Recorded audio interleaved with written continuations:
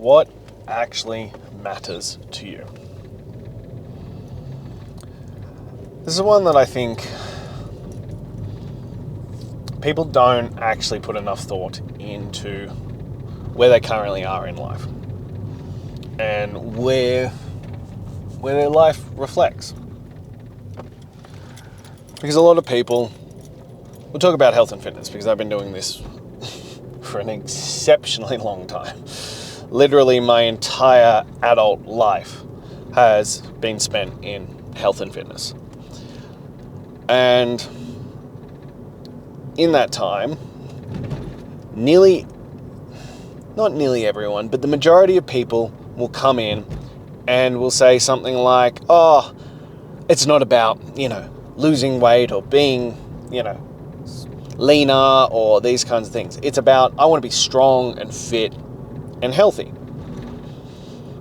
And when we get into the nuts and bolts of it, when we actually get down to the nitty gritty, every single time, there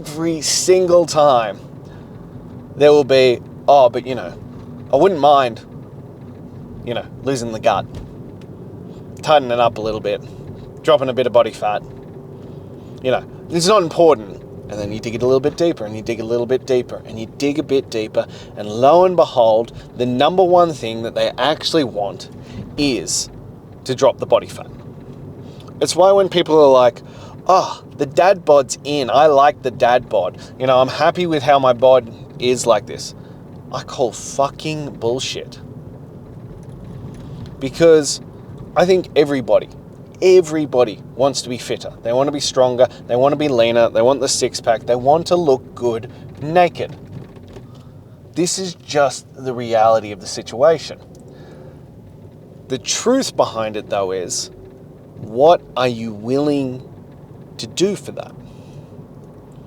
And the answer for most people is that they aren't actually willing to put in the effort. They aren't actually willing to put their money where their mouth is and to focus on their priorities. And this is one that often rattles people and upsets them. That I can tell what actually matters most to you by looking at your life.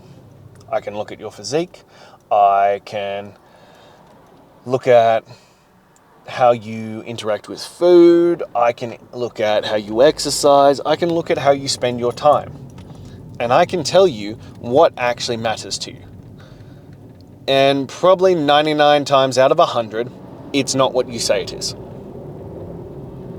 It's not. Because when rubber hits the road, you don't do the things that deliver the things that you say you want. And I'm guilty of it too. Like, let's be realistic here. I'm not claiming to be this perfect human being. No. I'm just someone who's been doing this and made the mistakes and made the commitment longer than you. I have gone through all the mistakes and shown up on the other side and gone, no, I am not happy with where I was. But you can apply this to all areas. It's just the easiest one is health and fitness. You can apply it to money, you can apply it to relationships, you can apply it to time spent, you can apply it to business, work, all of it. Your life is a reflection of what you value. And the honest to God truth is that most people value more than anything is their comfort and their sedation. And if you don't believe me, as I said, let's take a really harsh look at your life. Let's take a real good look. Let's get out the microscope and let's have a look at where you're at. Let's look at the things you spend your time on. Let's look at the things that you dip out for. And the reason why I can say that is, well, your body is a reflection of those things. So if, for example, and this is one where people get it, knickers in a knot quite frequently is, let's say your goal is to be in the best shape possible. And 5 days, maybe 6 days a week, you're on point. That shit is perfect. But what about that 7th day? What about those times when you're out for dinner? What about those times when, circumstances open up for you? What happens then? Because for the majority of people, the answer is not the right option. For the majority of people in those circumstances, suddenly it all slips away. It's why for demanding greatness, there is no days off. There is no exception. Because you need to show to yourself, to your wife, to your kids, to those who love and adore you and believe in you, that this is what actually matters. That you being the greatest version of yourself is what actually matters. You showing up and following the fuck through is what actually matters. Because it's also really hard to do. Like, it's really, really hard to do. This isn't some, casual stroll in the park. This shit's difficult. It's why it matters so much. But it comes back to that one. Your body is a walking resume of who you are. And when people are like, I love the dad bod, what that tells me is that you choose your sedation and comfort over being strong, fit, and healthy, especially when you have children. Especially then. And people are like, oh, it's called a dad bod for a reason. Yeah, because we tried to lower the fucking standard. We tried to make it acceptable not to follow through. We tried to make it acceptable not to do the work. And then to blame our children for it. Oh, I'm a dad now, it's okay to let myself go. Well, no, it's actually the other way. You're a dad now, it's time to step the fuck up. It's time to step up and be the man that they need, that they deserve, to be the leader, to lead by example. You can tell what matters most by looking at your life. And being overweight says that you value instant gratification, food, and sedation over being strong, fit, and healthy. You need to think about that. You need to think about what that says about you and what you're willing to put in to be the best version of yourself. And it comes a point where if you're looking at your life, you're looking at your body, you're looking at your health and fitness, and you don't have the physique that you want, you need to start going, well, what am I truly investing into this? Am I actually giving it everything I have? Am I actually leaving it all out there?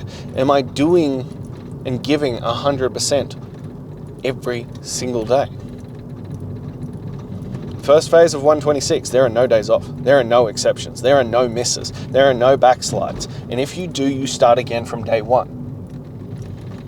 The reason being is you need to establish credibility with yourself that you can follow through.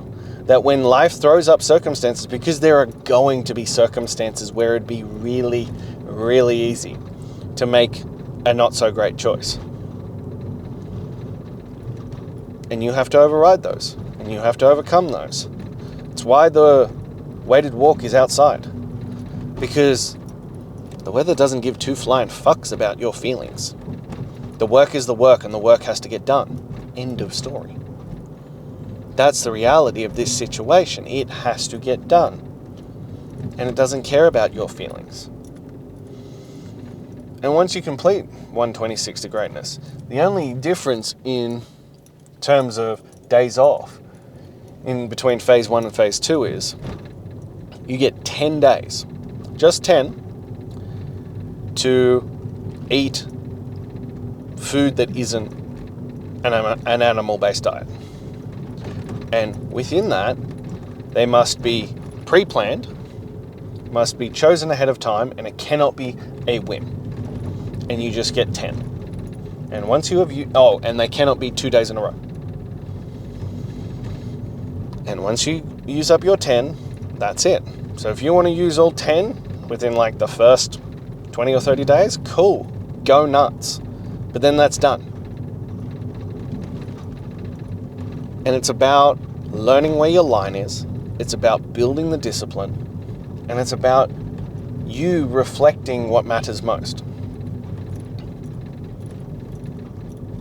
And it becomes a real eye-opener when you put your life through this lens of, if you look at every aspect and you go, what matters most to me? Does your life actually reflect that? Because I'd say for most people the answer is no. And as I said before, if you have a dad bod, the answer is already no.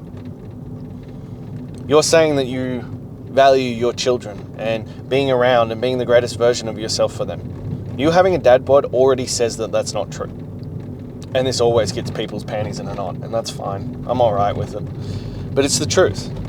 Because you cannot be the greatest father that you can be unless you're in great shape. And I will stand on this hill till the day I die. Because, well, let's come back to the statistics again. If one parent is fat or overweight or obese, there's a 50% chance the child will be. If both parents are overweight or obese, there is an 80% chance the child will be. You are setting the standards. You are building epigenetics by these habits that are ingrained in your child.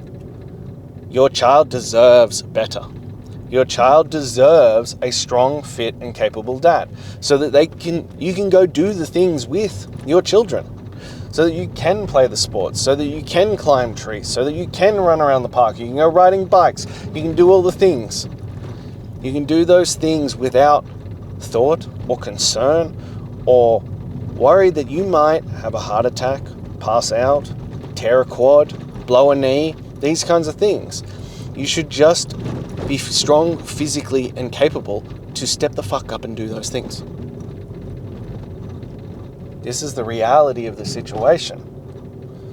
That you need to, A, get really, really clear about what matters most to you.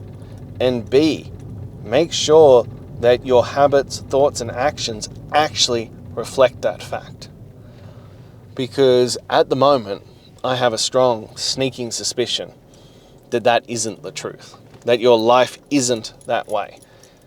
And it requires you making some different decisions. It requires you making a choice to demand greatness of yourself. Not for you, but for your children. So that your life is a reflection of what matters most. So that you can show them what a man who invests in himself and the things that truly matter to him looks like. Your children are going to either emulate your life, your habits, your actions, or run the fuck away from them. What kind of choices are you building for them to have? This is the question.